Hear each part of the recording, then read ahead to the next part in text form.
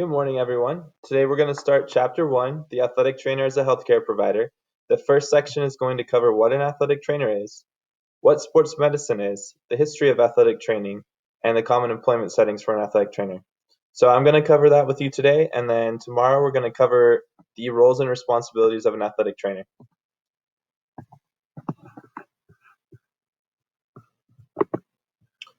So, what is an athletic trainer? Athletic trainers specialize in preventing, recognizing, managing, and rehabilitating injuries. They function as members of a healthcare team, which also incorporates and involves a number of medical specialties, and they provide a critical link between the medical community and physically active individuals. So, athletic trainers are important in preventing injuries.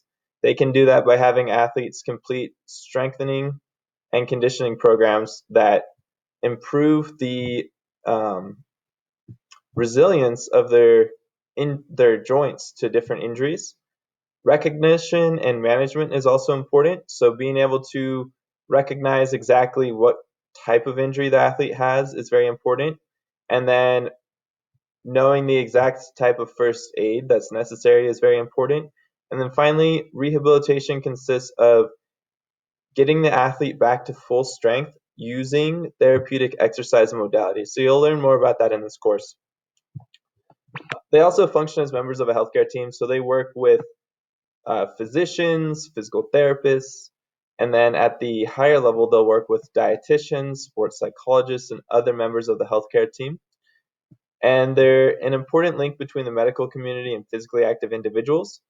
So at high schools, as you know, the athletic trainer is really the only sports medicine professional at the school, and they're a critical link between the athlete and the athlete's physician.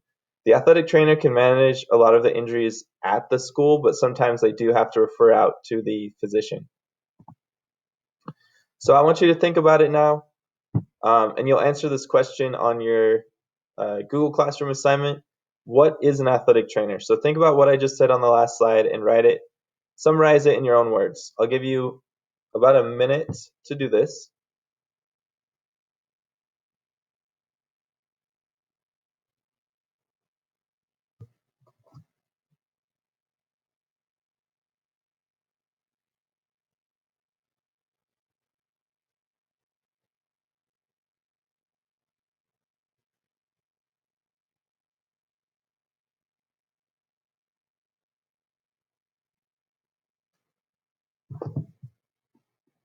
Okay, so I'll move on to the next slide now. If you need more time, you can finish this later. So the National Athletic Trainers Association is the major organization for athletic trainers. It was founded in 1950, but in the 1930s, it started to come into existence. However, during World War II, they paused their foundation efforts due to the war. In 1950, the National Athletic Trainers Association was reorganized, and it has continued to flourish and expand ever since then.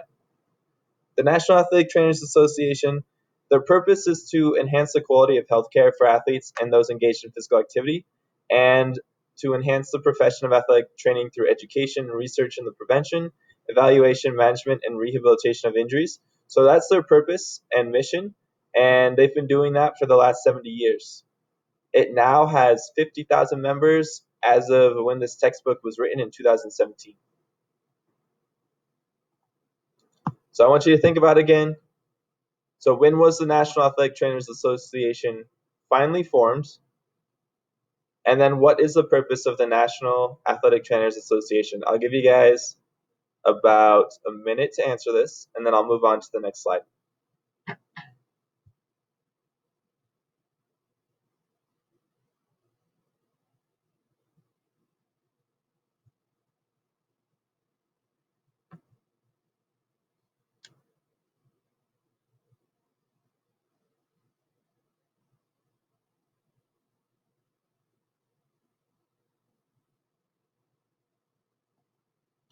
Okay, so the evolution of the contemporary athletic trainer. Over the years, the profession has changed, and a number of milestones have been achieved. So some of those milestones have been recognition of athletic trainers as healthcare providers, which happened in 1990. We'll go over that later in this chapter. An increased diversity of practice settings, New passages of practice acts, third-party reimbursement for athletic trainers, which means that in some practice settings and in some states, athletic trainers can get reimbursed by insurance. And then there's been a constant revision and reform of athletic training education over the years. The newest reform has been the adoption of a master's degree as the entry level education for athletic trainers. Right now, you can still enter the field with a bachelor's, but within the next few years, you'll need a master's degree to enter the field. So, traditional setting of practice included colleges and secondary schools, so that's mainly where athletic trainers worked in the past. And they mainly worked with the athletic population, so high school and college athletes. Today, certified athletic trainers, or ATCs for short, work in a variety of settings and with a variety of patient populations. So now they work with professional sports, hospitals, clinics, industrial settings, the military, equipment sales, and physician extenders. So everyone knows about professional sports, but they can also work in hospitals.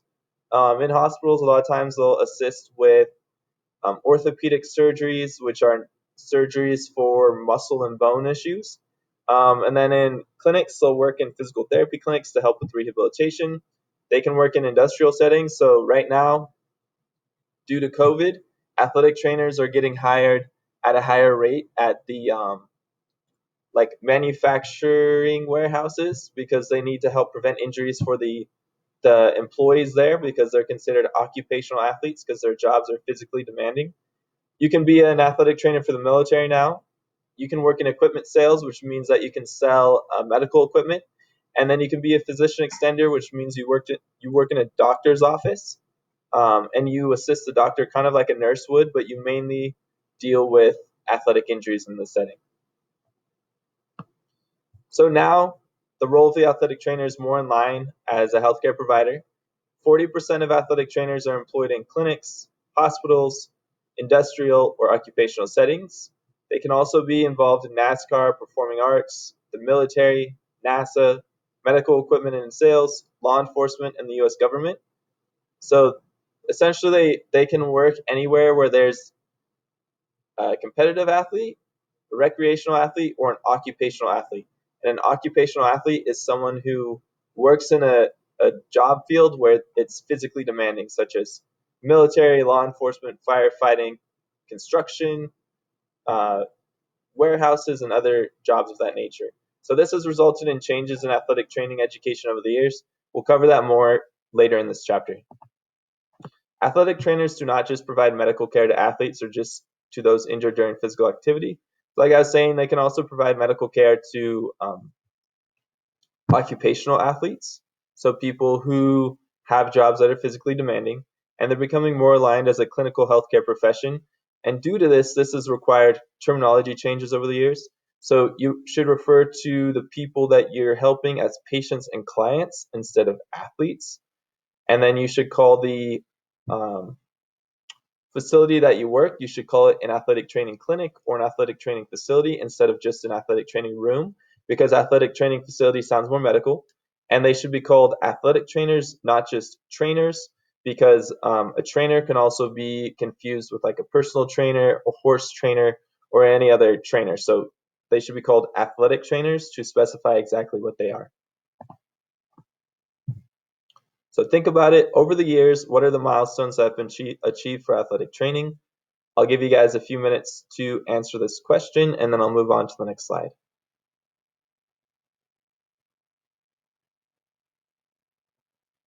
Think about everything that I mentioned over the last few slides and summarize it in your own words, but make sure you get all of the main points because this will be on your test at the end of the chapter.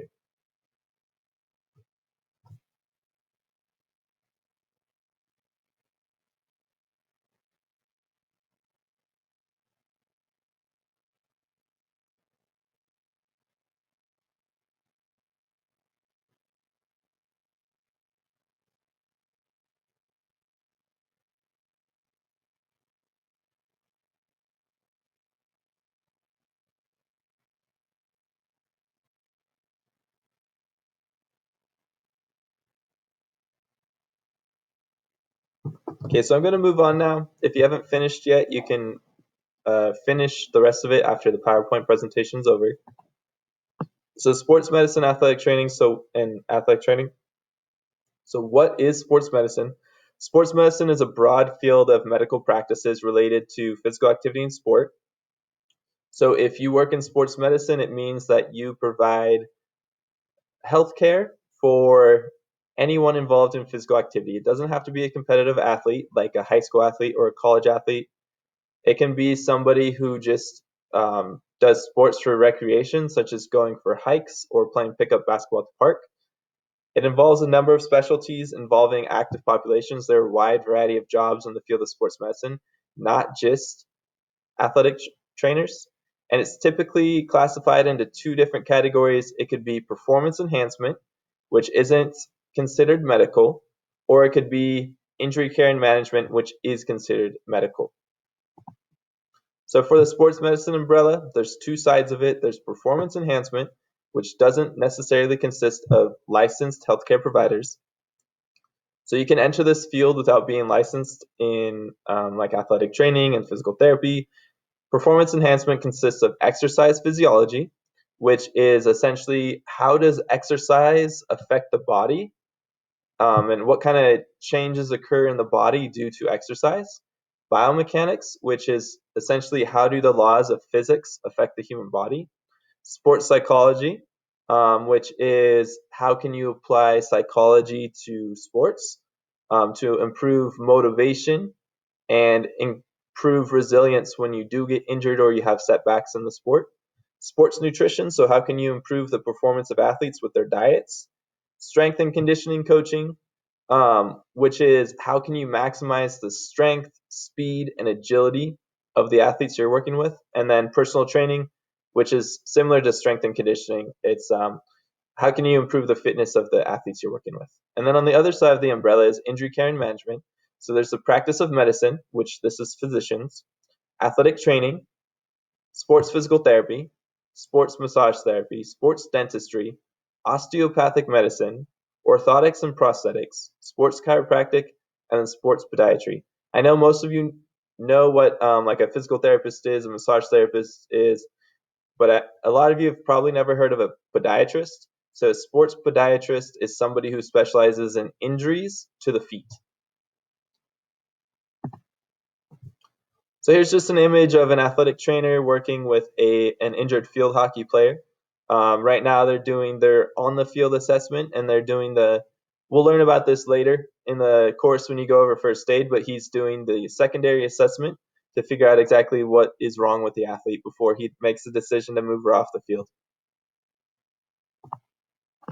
So think about it. What is sports medicine? Remember the definition from 2 slides ago.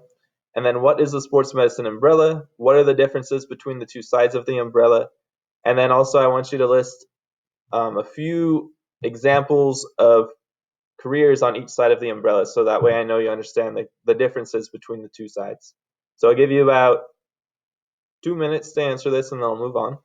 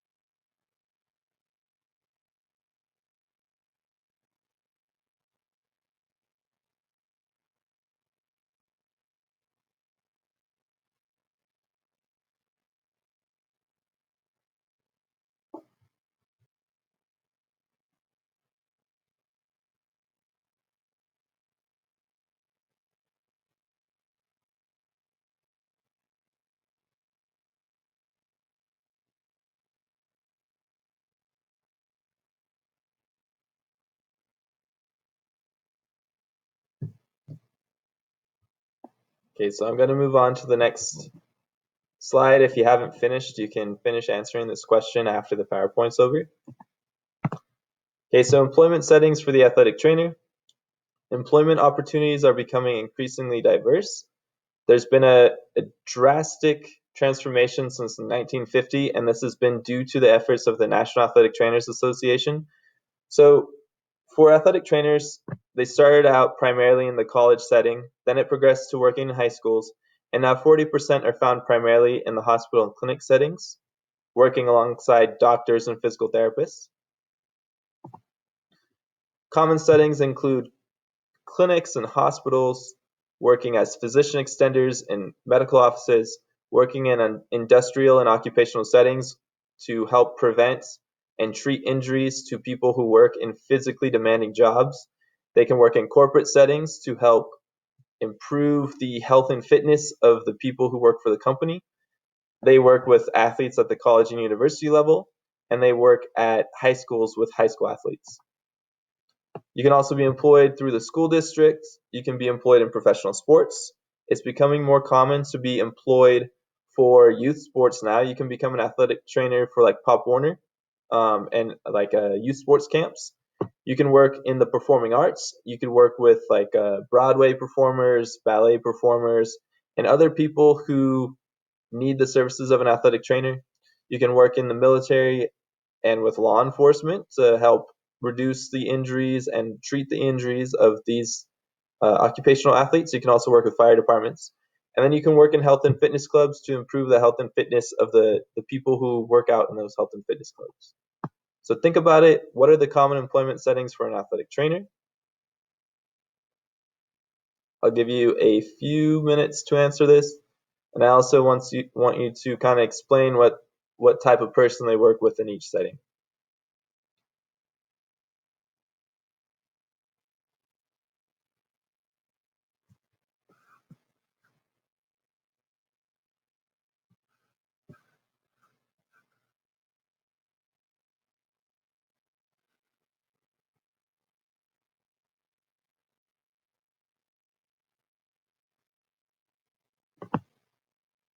Okay, so tomorrow we'll be covering the roles and responsibilities of the athletic trainer.